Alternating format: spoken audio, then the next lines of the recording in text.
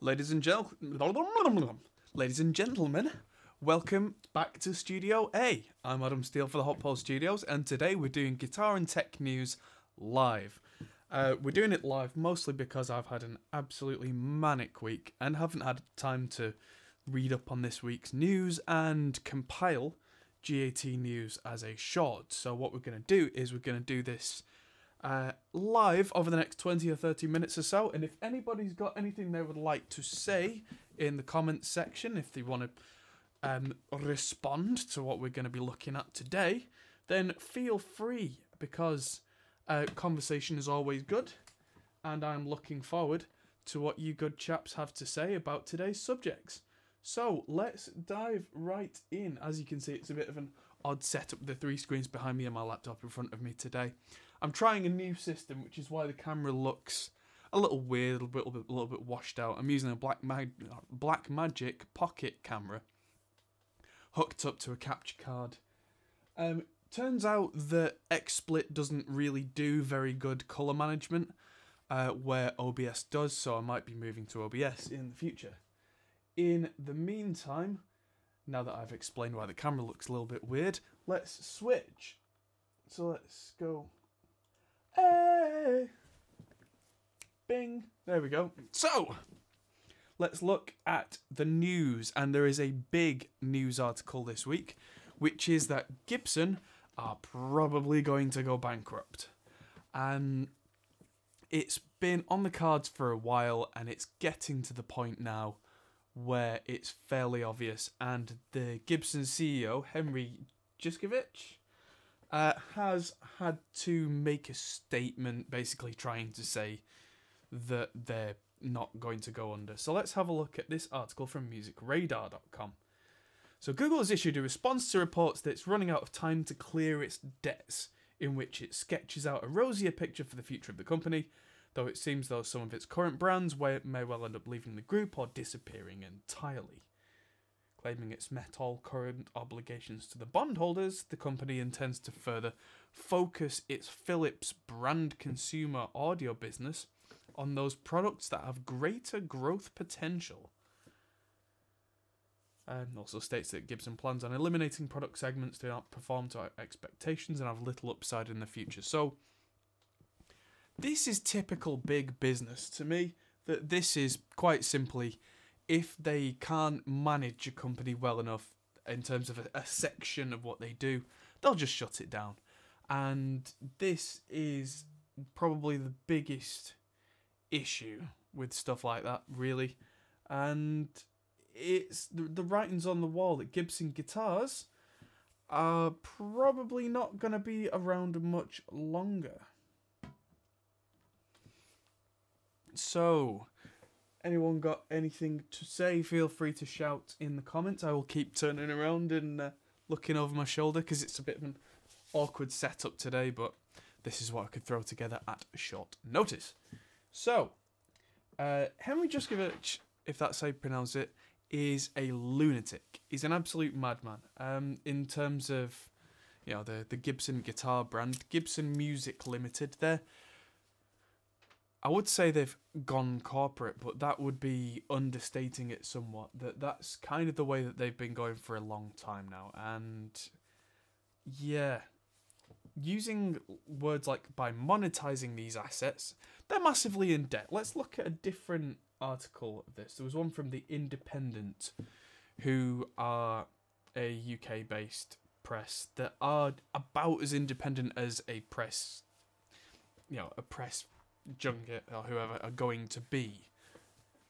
You're not going to get, entirely independent press, whatever the hell is that crap.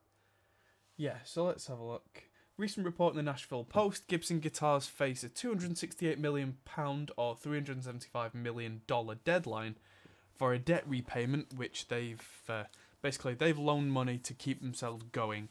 They've promised they'll pay it back, and it seems like there's no real way they're going to pull it back, so their debt owners are going to ask for that money back.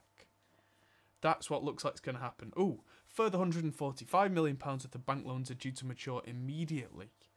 if they're not refinanced or repaid by the 23rd of July. Which means that Gibson have somehow got to cook up $145 million out of nowhere to pay that off now. Otherwise, they're going under. Because if it's shown that they can't repay some of their debtors, then what's going to happen to the rest of the debtors? Everyone's going to lose confidence in the business model, and it's all going to go to pot very quickly. Gibson, as a company, their flagship, even though it may not be the biggest earner for them, is Gibson Guitars, its own namesake.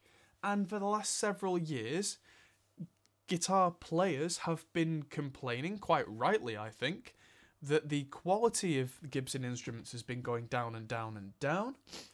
There's no attention to detail, which suggests to me that the people who work for them are either underpaid, overworked, losing the love for the job, maybe all three. Dr.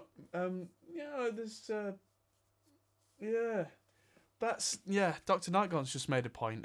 Why, when you can get something that's a $350, Agile, that plays as well as a newly made Gibson, that's the problem.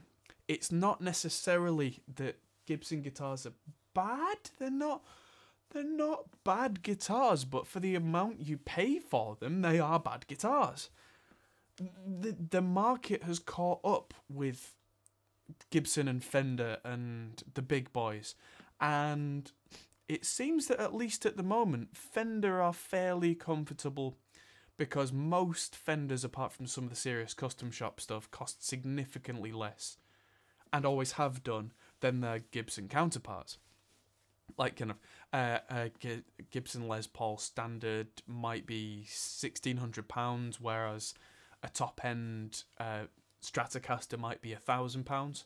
So there's a big price differential there, and Fender always marketed their guitars as a very functional plank of wood, whereas Gibson always marketed them as a finely crafted boutique instrument made in Kalamazoo. They're not made in Kalamazoo anymore. Haven't been for a long time.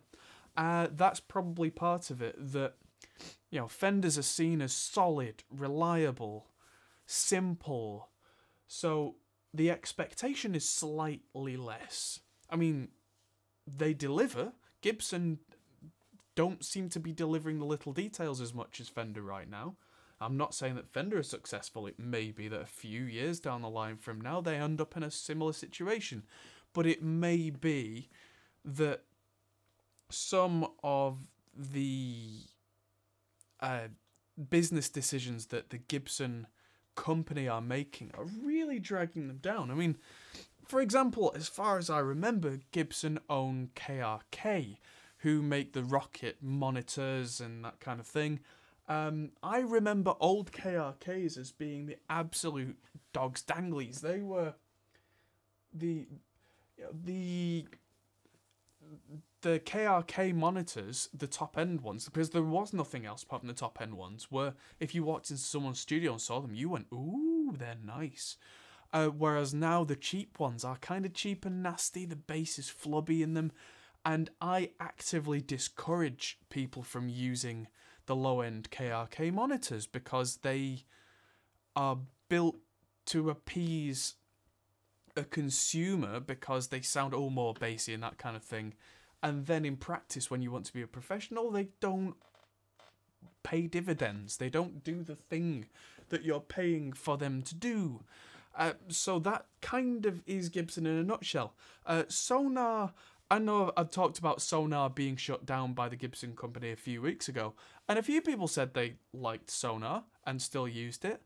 There weren't that many, and it seemed to be a vocal minority, and it had been whittled down to a small minority. I used to use Sonar by Cakewalk when they were an independent company, and it seems that Gibson kind of tried to follow the market but not very hard and pushed things the wrong way and then just decided to shut them down.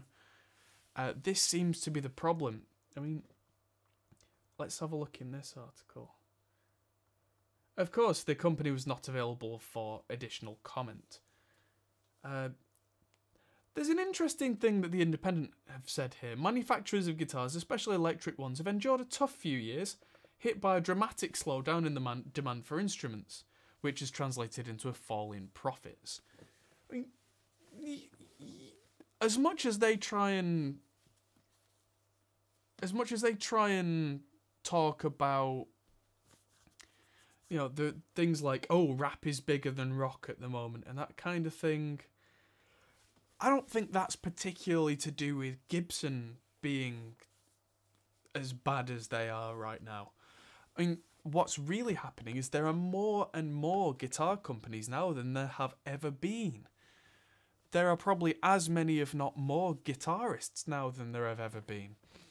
But because of the internet and people like me, or like guys like Rob Chapman and the guys at Andertons, or there are loads of guys like that around the world who will demo things, so you don't go out and buy a cheap guitar, then another cheap guitar, then another cheap guitar, hoping that they're up to quality. You watch all these videos, and decide on the one you want, and you know it's going to be the best of the bunch, which means that the companies that don't get recommended by anyone don't last, because it's been a long time since someone with even the slightest bit of savvy would walk into a guitar store and buy the first guitar they see, and even because it's got a name brand on the headstock, you might buy your first guitar because it's a Fender or a Gibson, or, you know, those are mainly the big two. But when you play it and you're slightly disappointed, then you play an ESP or a Paul Reed Smith or something else that's slightly out there, like one of the Rob Chapman guitars maybe, or, you know, ESP's LTD range are incredible for the money. There's PRS's SE range. They're starting to crowd and saturate the market, but that means that then the worst ones are going to drop off the cliff. And Agile are a great example. I've played a couple of Agiles that have been terrible, I have to admit, but I've played a couple more Agiles that have been absolutely solid for the money. And I mean, can you get a better guitar for 10 times the price? Of course you can. But for, you know, $350 or, you know, £300 or whatever, get a much better guitar than you ever could at that price range. And people, including myself, are starting to go out and buy those kind of guitars and then modify them, because there are big aftermarket markets, if you will. Like my main bass, which I play quite a lot on this channel, that jazz bass that you see in the little cartoon of me that you'll see in the upcoming Bias Amp 2 review video, which is coming out very soon. That's been completely upgraded with new hardware, DiMarzio pickups, Johnny's preamp, yada yada yada yada. And I've probably still spent less on it than I would on a USA Fender. And it started off life as a Squier. So Fender don't have my £1,000 because I spent £300 on it and then spent probably £400 on all the separate upgrade parts, which cost me less. I knew what I wanted because of the internet, because of reviews, and to a point I kind of know what I'm doing with tweaking and fiddling around with guitars and stuff. But even so, like, the irony here is my favourite guitar, and one of the ones that you see a lot on this channel is a Gibson. It's a Gibson Les Paul 2013. It's a traditional model, and it's been upgraded with bare knuckle pickups. But even then, it's if you bend strings wrong, they catch on the fretboard in between the binding and the frets. And that's kind of poor workmanship, and I still keep meaning to go and get that fixed. But it was, that colour guitar and everything about it just worked. But if I was to buy another guitar in that same price bracket now, you can bet your bottom dollar it wouldn't be a Gibson. I really like that guitar for what it is, but some of the finer details about it have burned me to the point where I probably won't buy a Gibson again. If someone else buys one for me, that's different, but that's not going to happen. So they've kind of lost a customer, not because they've done one thing wrong, but because the little details have meant that I probably won't get another.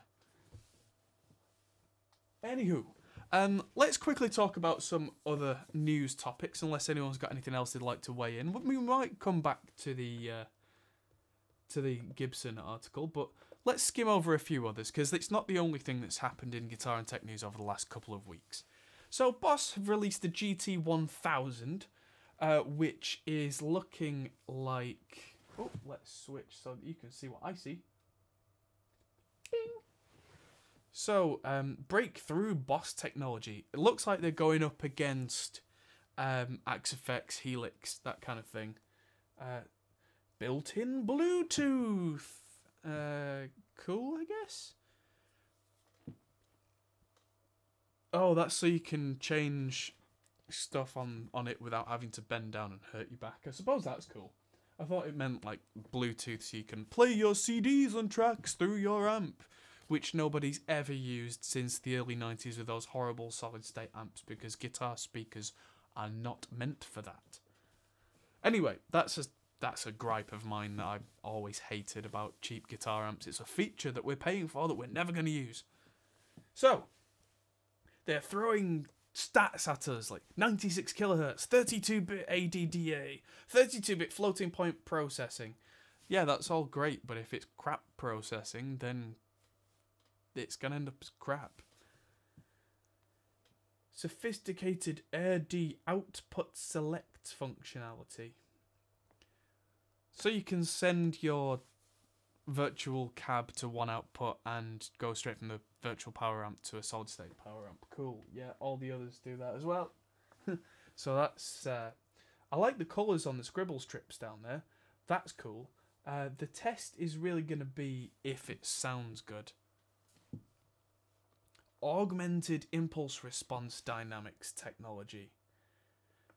So basically they're doing what other guys have done with what they either call the dynamics or the thump or that kind of thing, as a control that you can add into impulse response loaders now that make them sound less static by dynamically changing the amount of low end or mids based on what you're playing, which can simulate giving things like extra thump to a cabinet, which will make it feel a little more realistic. I mean, that's cool. Massive selection of onboard effects, so delays, modulations, reverbs, just like the Axe-Fx and the Helix. So yeah, Boss are throwing their hat in the ring with all the really high-end, like the Fractal Axe 8 and the Helix, and even kind of the Helix LT. So let's see if we can find the price range. So they're £879, which is kind of on par with a Helix, I think. Maybe a little less than the full-on Helix. And so that's Boss throwing their hat in the ring. Let's move on. So in guitar band news, Toto have announced that they're doing a 17 LP limited edition box set. So they're really doing some fan service here. So is this vinyl? Yeah, so LPs. So yeah, if you're an absolute Toto nut, you can get pretty much the first 10 albums plus some other stuff on 17 LPs. You'd really have to be a nutcase Toto fan to go for that. But hey, you know, if that's your thing, cool. Let's move on. On ultimateguitar.com, Lars Ulrich says he's never been interested in technical ability. That's not really news. I think it's kind of him trying to explain away the fact that he's not the best drummer in the world, when he could just practice more. The Winery Dogs, with Richie Kotzen and Mike Portnoy and Billy Sheehan, have kind of subtly announced that they're going to be working on a new album later on this year. So that's going to be coming out probably end of this year, start of next year, because of course it takes time to write, record, mix, master, do all the promotion and get that out. So that's probably going to be the end of the year. Mike Portnoy and Billy Sheehan are currently working together in Sons of Apollo. Anyway, But that's a very different band dynamic because that's with Derek Sherinian, who used to be with Dream Theater and also has played with Billy Idol and Kiss and Alice Cooper, I believe. So, and Black Country Communion as well. And who else is in that band? Bumblefoot Rontal, he's an exceptional guitarist. He's now session gun for hire. And they are doing very much that big rock kind of thing, which is a lot more grand and progressive than the trio-based stuff that the Winery Dogs were doing. I also get the feeling that the first Sons of Apollo album, which was released earlier this year, or was it late last year? It's not that long ago. I think Billy Sheehan was kind of a session player on that. That a lot of the stuff was written with Derek Sherinian and Bumblefoot together, and then Billy Sheehan was busy doing another engagement, came in later and kind of joined in. I don't know how much he's now going to get involved on writing more material there, but it looks like Winery Dogs are going to be happening later this year. Moving on. So that's lots of guitar news. Let's move on to the other part of the name, which is tech news, because some of this will be relevant to some of you guys. So this is the nerdy side of stuff. So AMD's Ryzen 5 2400G has been spotted in Europe for pre-order for cheap. Now this is important for a lot of guys because anyone who's been looking at buying a Ryzen system, some of the videos that I did recently were comparing Intel and AMD computer builds for audio producers, and one of the big things was Intel processors have an inbuilt graphics system and AMD's don't, or rather didn't. There are now 2 new processors that have been announced. They are with the latest Vega graphics solution from AMD on them, and they are cheap, which is really interesting. I did say in some of these videos that if you're only doing music production and not gaming or anything, then it's not important at all to have any kind of graphical horsepower. But if you're running a lot of plugins that have quite significant graphical interfaces, like, I don't know, Omnisphere, Bias, anything that's got a lot going on visually, you might find that you're getting performance issues because of the graphics before the actual processing percentage. And that's where this could come in handy, because if you buy one of these, this has a fairly powerful graphics card, not a graphics card, sorry, a graphics unit on the processor. So for €166 apparently, so, you know, less than $200, you have your processor with your graphics inbuilt. Of course, you already have to pay for your motherboard and all the kind of stuff you were going to buy anyway, but you're not then having to buy an extra graphics card. And that should chug along perfectly well. These are a quad-core processor that runs at 3.9 gigahertz and is only 65 watts for the entire thing as well, which is pretty decent. So this is kind of AMD's version of some of the latest i5 processors from Intel. The Ryzen 5, the numbers match up. But the graphics on is considerably more powerful. So if you're looking for a machine, then keep that in mind. So moving on to the things with the latest Intel processors, the Coffee Lake, as it were, which is the 8th generation of processors, the ones that only just came out. Those are serious powerhouses. We've seen a big step up in this new generation from the last 3 or 4, where it's been a little tick, a little tick, a little tick, and it's been, you know, 10%, 10%, 10%, and this time it's gone bang, because now the i5s have 6 cores, I think the i7s have 6 cores and 12 threads, so they're a lot more powerful, and that's some serious stuff. But the latest motherboards have only been the enthusiast ones, which are really quite expensive.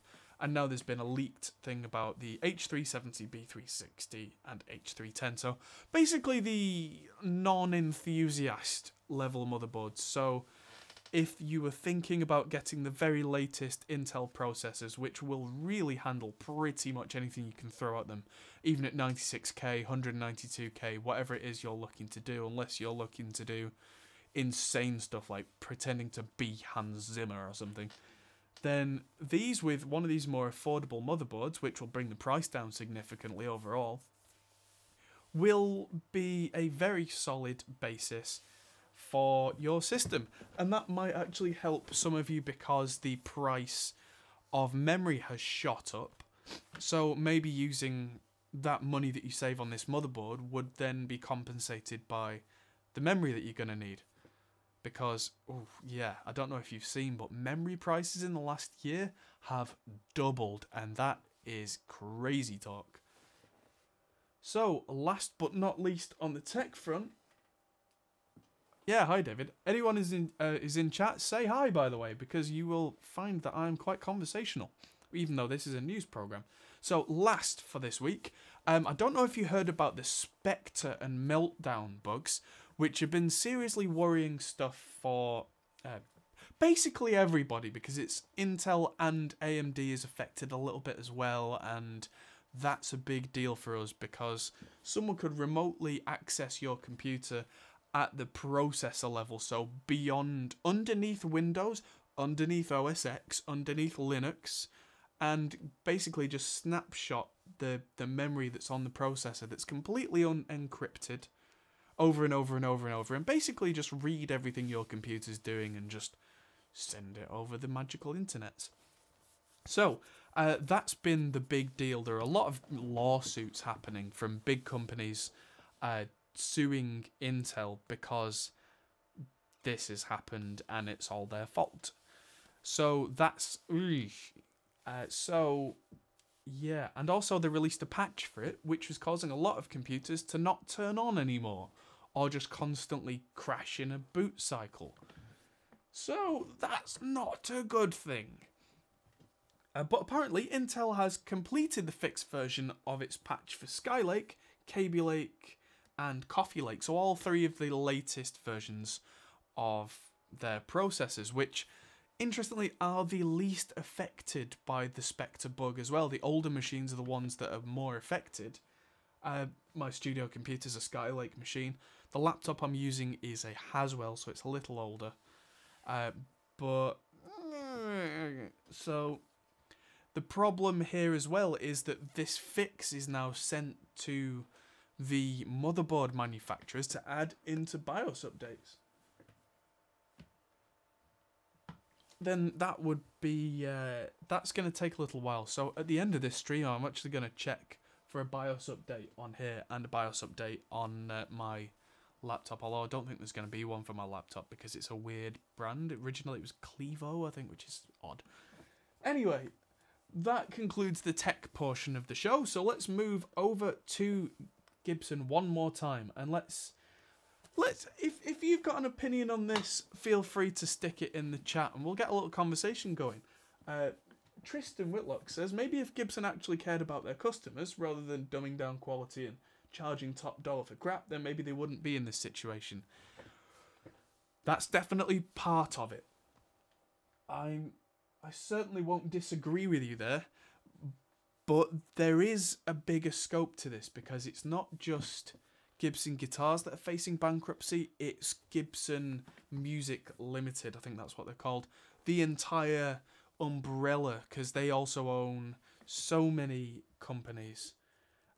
Yeah, their quality has gone downhill, that is for sure.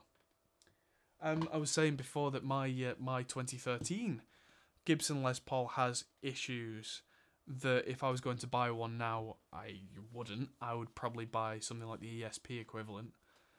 Or I might save my money up and go and get PRS because I love PRS guitars.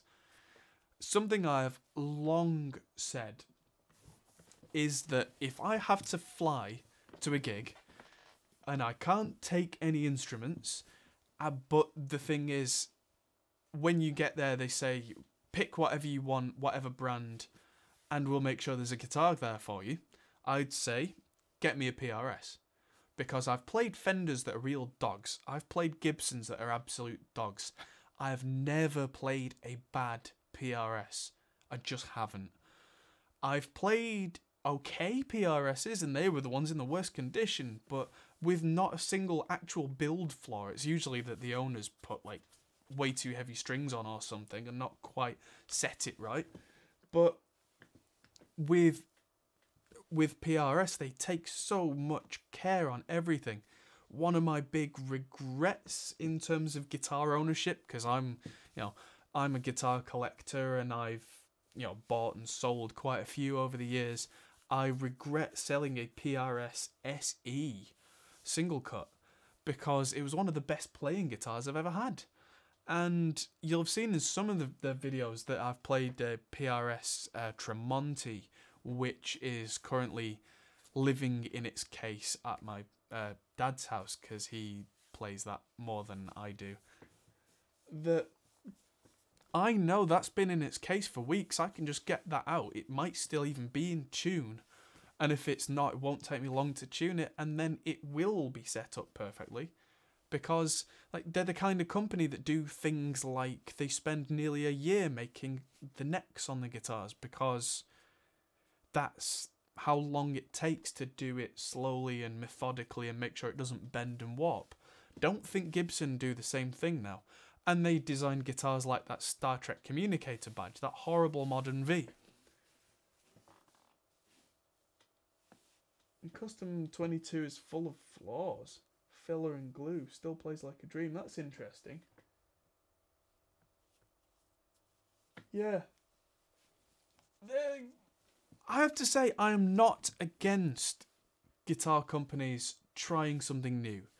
I'm not against them trying new shapes, new stuff. I liked the idea of the Gibson robot tuners back in 2008, 2009, when it was a new thing. It was an interesting thing. It was an option. It was something that was the talk of the town because it was a new technology. What I didn't like is when they then decided, right, that's going on all the guitars this year. It's like, hang on a minute. This is still quite a new technology. I've had 2014 and 15 Les Pauls with the robot tuners, and they both got sold in a matter of seconds because it's awful. As a new technology, you are the guitar equivalent of what tech guys call the early adopter. So if it's not perfect, that's what you're dealing with. If you get something that's a brand new technology, you go, hey, I got this new thing, isn't it cool? And people go, it's not perfect, but yeah, that's cool. Because it's a new thing, it's cool to be the guy who's got the shiny new thing. But when everybody's got something and it's not 100% right, nobody cares that it's new, nobody cares that it's a gadget, it's just not right. That's something that they really missed. If Gibson go out of business, can we look forward to factory blowouts? No, I don't think so. Because here's what I think's going to happen. Gibson as a company, who also, like I said, own all these other brands, they're going to hit bankruptcy. They may go into administration and turn it round, but the administrators will have control. They may end up selling off portions of the business to other companies and then shrinking the business down. Gibson Guitars may be making a loss, so that might be sold off to someone. I would think that at that point, the profit-making parts of that business will stay and the loss-making ones will go. But if Gibson Guitars is one of the loss-making parts, that will not close because the name is too big.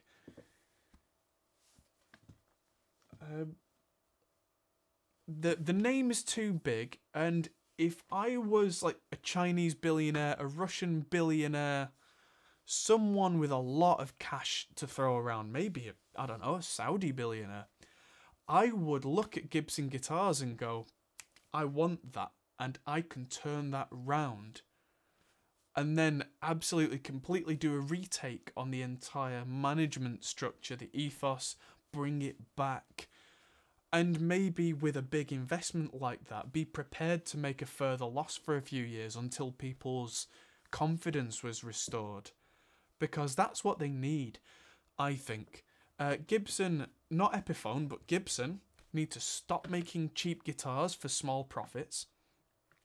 They need to stop making stupidly expensive guitars with no added benefit.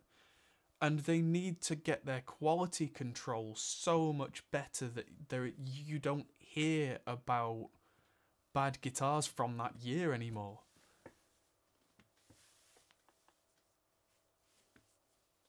What, a certain popular UK retailer have a spalted maple Tremonti on sale for $5.50 at the moment?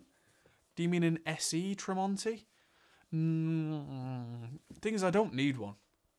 And I don't really have the spare money right now. But thanks for the shout. But no, the Tremonti that we have is a USA Tremonti, and the difference is incredible.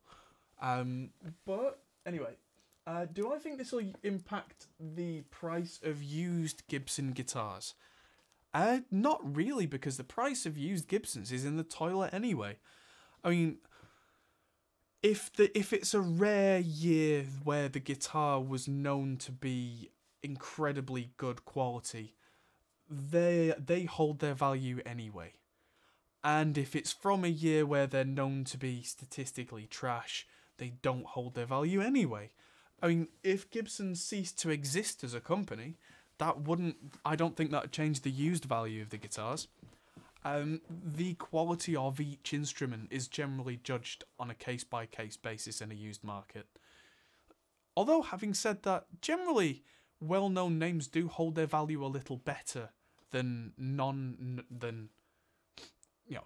basically Fender and Gibson hold their value better than the others. Not because they're better guitars, but because there are more people interested in them, because there are more people who know what they are.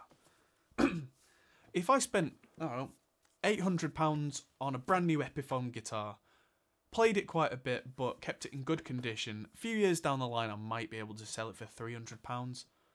So that's quite a big loss. If I bought a Gibson Les Paul for £1,500, say, that was new and was in great condition and had no quality control problems, let's say it was the best one you've ever played from that year. If I paid £1,500 for it, a few years later it might be worth £1,000, which the two guitars might be worth less by the same amount, but percentage-wise that Gibson's worth 2/3 of its value, where the Epiphone's worth less than half. It's more to do the used market with what people want. You can really pick up a bargain from some of these brands that nobody knows. Like, I have an original Chapman ML1 around somewhere. One of the original Chinese runs. I think that's at my dad's house. It's got the certificate of Winticity. Epic Winticity, that's the one. I think it was like serial number 102 or something like that. So it's really early on. We got it for an absolute bargain because people are going, who? And those of us who watch internet stuff know exactly who Chapman guitars are. Those who don't know who Fender are, they know who Gibson are, they don't know who anybody else is. I'm no expert, but I thought people always used to say Gibsons went downhill after the 60s. What? Let's see now some photos of the piece using Shut up. Well, thing about Gibsons is that they've been up and down, up and down, up and down over the years. A lot of people say that the 59s are the best they've ever heard, which I think's fair enough, and the 58s just behind that. And there was a big quality dip in Gibsons in the mid-60s, and then they kind of ebbed and flowed through the 70s. Some of the 80s Gibsons are some of the best, apparently. But we get to the point where it's some of. And that's the thing, is that I don't think Gibson have ever been known to have consistent quality control. Some of the Gibsons you'll find throughout history have been incredible. Some of them have been awful. how do you know which one's which without trying them and looking at them and evaluating the bow on the neck and etc. etc. You can't. So in the used market, you have to check the guitar out yourself. You have to know what you're looking for. You have to, check whether the neck is true. You have to be able to look at kind of, you play it and then bend the neck a little, and if it wobbles quite a lot, then the neck's not very steady. I mean, if you're really having to put some force into it to get the strings to bend, I mean, within reason, don't damage an instrument. But that's kind of, you've got to make sure that something is in good condition. And a lot of the time, I'll test a Gibson, and it won't be what it was cracked up to be. I mean, what's advertised is a Les Paul or whatever from this year in used condition with not a lot more than that. You might, be a few chips and cracks, which personally, I don't care about chips in a guitar because I want the tone, the feel, the sound out of a guitar. But that's me. I'm not what you call a case collector. I'm not after guitars that are flawless. I'm after guitars that sound and play amazing. And there are different types. There are different types of collectors out there. And like one of the most interesting guitars in mine and my dad's collections combined is an Aria Pro 2. It's got loads of onboard electronics. It sings when you play it. It's got like onboard distortions and things. But he paid almost nothing for it because they're not Fender and they're not Gibson. This is a very different conversation. Check eBay. Vintage Gibson Les Pauls can't be found for anything less than $1,000 and up. To a point that's to do with the name.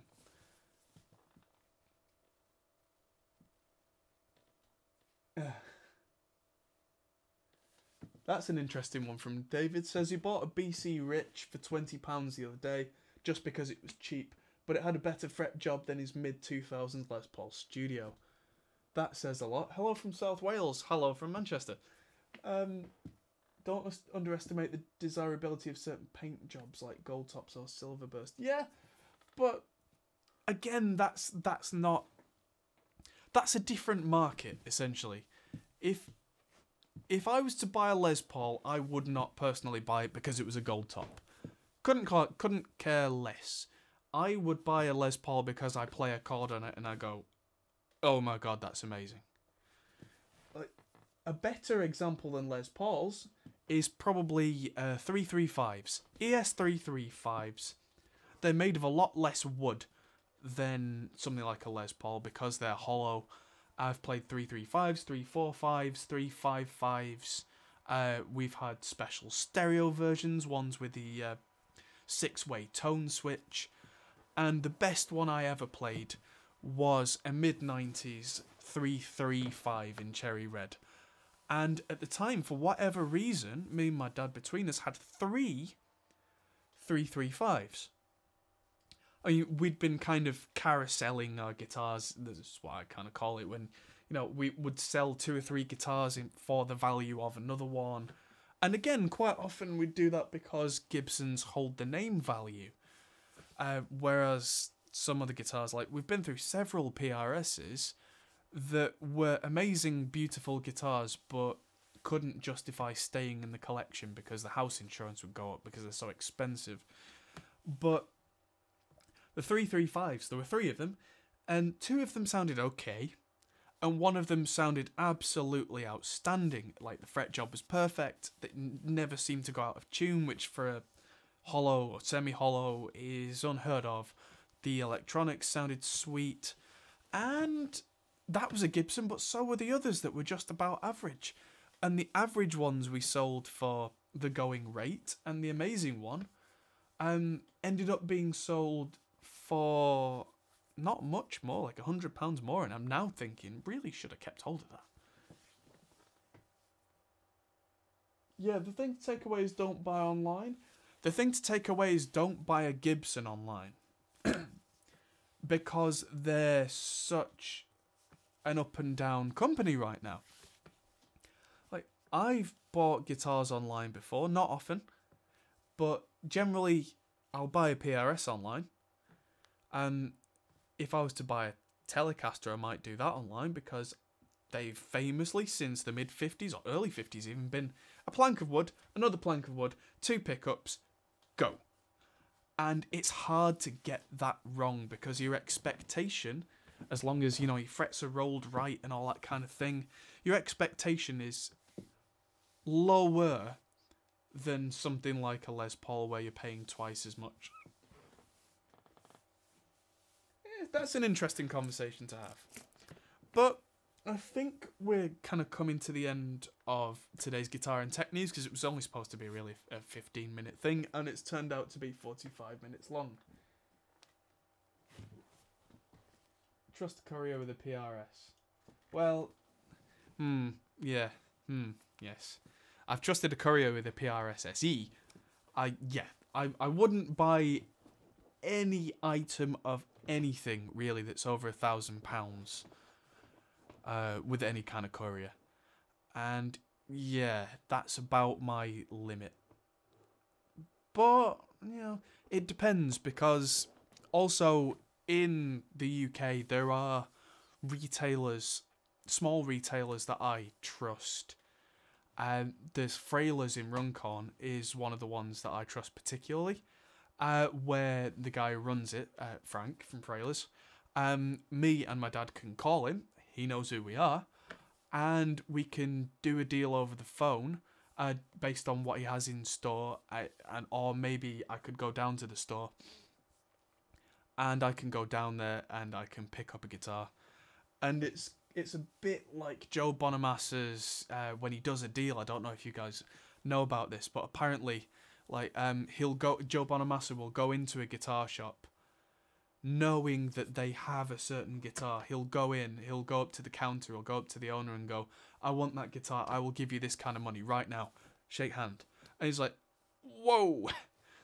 But that's it, he gets it, he goes. And I think that's really kind of scary, but at least I'm kind of, you know, try and be friends with everybody. I mean, I think Joey B makes friends with everybody as well, but that's his way of doing a guitar deal. But yeah, the whole Gibson thing's going to be a real interesting saga. I'm interested to see how that's going to pan out. Because that company's going to get split up one way or another. And hopefully they don't just close down sections like they did with Cakewalk. Because that's an interesting thing. And I think I said it in the video about when Cakewalk and Sonar was all shut down. Is that if that was making money and if an investor was seeing that it was making money, they probably would have sold that company to someone who could make money from it. But then, is that the business model that Gibson are in now? Because we have to separate Gibson, the big company, from Gibson, the guitar company, when we talk about these kind of things. Because, yeah. Sometimes I wonder that the Independent doesn't know what it's talking about. I'll just flick back here for a second before we wrap up. At the top here, Gibson's annual revenue has been inching lower for some years, with some analysts blaming the rise of streaming services and the popularity of music genres that are faster growing than rock. That's got nothing to do with how many Gibsons are sold. Gibson is not a brand that should be in the price bracket of your average streaming listener. Let's put it that way. It should be an aspirational brand. That's where they're trying to price themselves, which is both a good and a bad thing. That's why Epiphone exists. Epiphone are your everyman brand. And then if you become serious about guitar and you save up and up and up, or maybe your dad buys you one, or maybe, I don't know, maybe you get some finance or whatever, you then jump up to the Gibson level. So that is always a thing, and that has, in my opinion, nothing to do with... that has nothing to do with streaming and the popularity of rock music. If you want to be a guitarist, when you're younger, you generally want to do it to impress girls. I know I did. And so did every other guy that I know. There was back when I was in my first year of university, many years ago now, I knew a guy who was a guitarist, and we both played in our university accommodation in our flats, trying to impress girls. I mean, this is so long ago that I don't mind telling you about it. The guys, the guy I was playing with, his name's Andy. He's now Andy Guitar on YouTube. He's got hundreds of thousands of subscribers. It's mental. He's taken that to the nth degree. But he had a Gibson when we were at university. He was not someone who played a guitar a bit. He was a Gibson owner. He was an enthusiast. He was that guy. Do I think Epiphone are making the Gibsons? No, I don't think that Epiphone are making those Chinese Gibson knockoffs, because that would be competing with their own business model. That makes no logical sense. There are plenty of Chinese factories out there that would be making these Gibson knockoffs, and I wouldn't mind betting there's some skullduggery where, like, the casts or the the part machinery has been maybe not stolen, but kind of taken from a skip from the Epiphone factories, for example, because I know that a lot of things like CNC machines, all it takes, if the Chinese the Epiphones are made on CNC machines, which they will be, all it takes is for someone to walk into that factory and copy the files and go to a CNC machine in another factory, and hey, suddenly you can make yourself a Gibson on a CNC machine by putting a piece of wood in and pressing Gibson, please. So all it takes is for one rogue employee to do that, and I'll bet there's stuff like that going on all the time. So last thing, I wondered, everyone wonders if World Musical Instruments could buy Gibson. I think World Musical Instruments could buy Epiphone, and that would be not just in their remit, but in their wheelhouse, so to speak. It could be...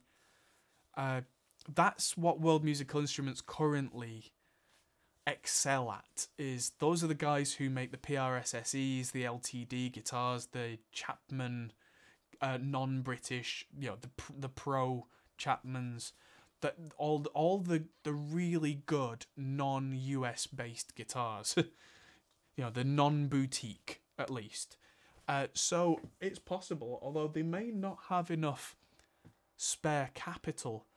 I reckon it's going to be an outside investor that's in either the technology world or some... I mean, there are plenty of companies big enough out there to buy Gibson outright, and it'll only be a small dent, but it's whether they want to. I mean, it's one of those things, as more and more and more of these guitar companies rise up, the space is getting more crowded, and it's going to be a big ask, I think, to really get Gibson back to a point where they're a really respected brand, and I think it's going to be that they're going to have to be a smaller brand and stop pushing those smaller, cheap Gibsons and go back to only making premium products with premium price tags, but also premium quality control. So there ends the soapbox sermon for the day. I think I'm going to have to end it there before I get a bit too soapboxy. So thanks everybody for watching Guitar and Tech News 12. On Friday we're going to do a live video from Studio B where we're going to be doing some kind of tutorial, I'm not sure what. I have been incredibly busy this week, but I already have a few ideas written down. I think it's going to be a tutorial of some kind. Let's have a look at what Chris sent me, because we've been bouncing a load of ideas back and forth. There is the bias amp video, which is coming out very soon. Let's have a look. Blah, blah, blah, blah, blah, blah, blah, blah, blah. It's been asking me about power supplies and DIs and stuff. Our Apple products that bad for producers. That might be a good talk piece for Friday.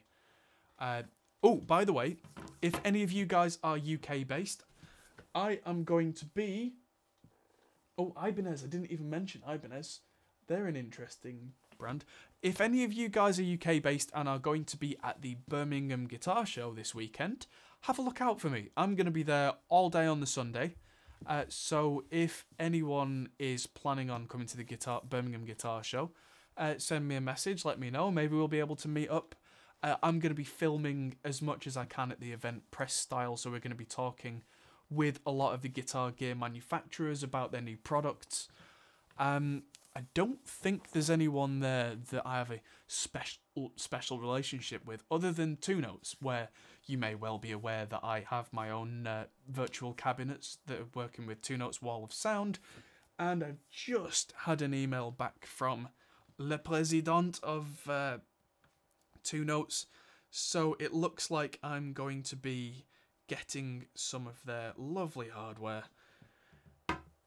and I'm going to be doing videos on Le Lead, Le Bass. I just got a Mesa 5050 power amp, so we're going to be doing stuff about comparing different power sections on different valve amps. That's going to be interesting. And we're going to use 100-watt tube heads with a captor. We're going to be doing it both ways, so we're going to demo the real cab against the virtual cab. We're going to use their preamps with the virtual stuff and with real tube stuff as well. So it's all going to get really interesting. There's going to be a lot to go at, and there's going to be a lot...